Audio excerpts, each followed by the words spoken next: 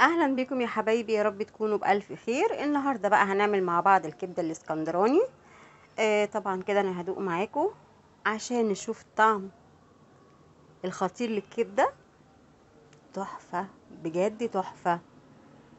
والسلطه الجميله اللي احنا عاملينها زي بتاعه المحلات هنبقى نعملها كده مره مع بعض ونشوف طريقتها السهله. سلطه بنفس طعم المحلات بتاعه الكبده والحواوشي بالظبط. شايفين جمال طبق الكبده؟ خطير بجد تحفة. يلا بينا نعمل الكبدة الاسكندراني. معايا حلة على النار وحاطة فيها معلقة زبدة على معلقة زيت، والكبدة طبعا مقطعاها عصافير خالص، قطع صغيرة خالص، وحطاها في مصفى وسبتها حوالي كده 10 دقايق ربع ساعة تنزل اي سائل فيها. نزلت بالكبدة على المادة الدهنية، بديها كده تقليبة، وبعد ما هتاخد صدمة معانا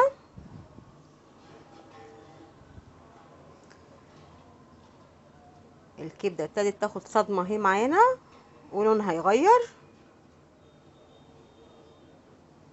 الكبدة دي حبايبي جميلة جدا، تنفع سندوتشات كده في العشاء، تنفع في الغدا مع شوية مكرونة. انا هنا نزلت بمعلقة حلوة كده كبيرة فلفل اسمر، وكمان شوية ملح، وطبعا الملح حسب الرغبة، وهنقلب.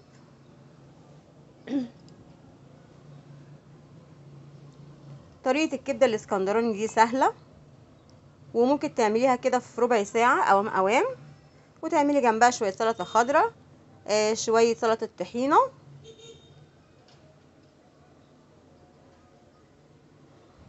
بعد كده ما قلبتها وخدت لون معايا بوسع كده، والمادة الدهنية اللي احنا شايفينها في النص دي هروح نازلة كده عليها بقرن فلفل حلو رومي، ولو حابة قرن فلفل حامي ده اختياري طبعا.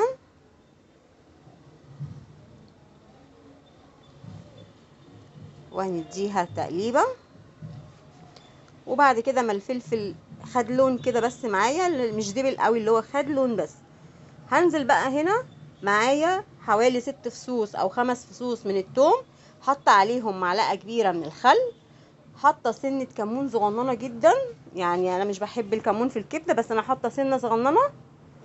الله، ريحه الخل لما نزلت مع الثوم على الكبده كاني واقفه قدام عربيه كبده يا جماعه، ريحتها خطيره.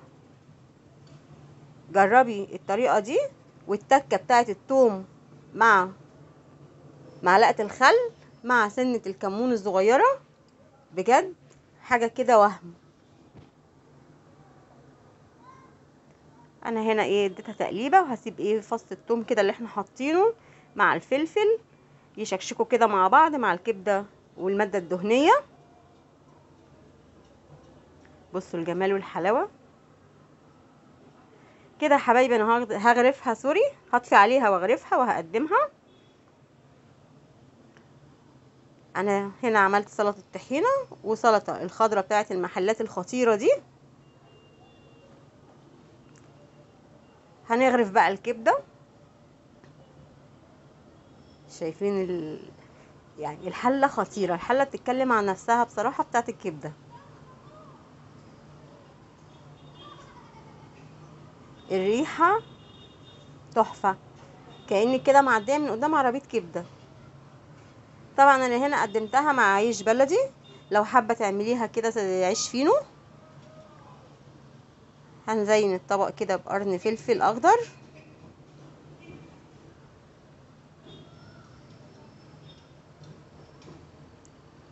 وكده عملنا الكبده الاسكندراني. طريقتها سهله وبسيطه، ما خدتش مننا ربع ساعه.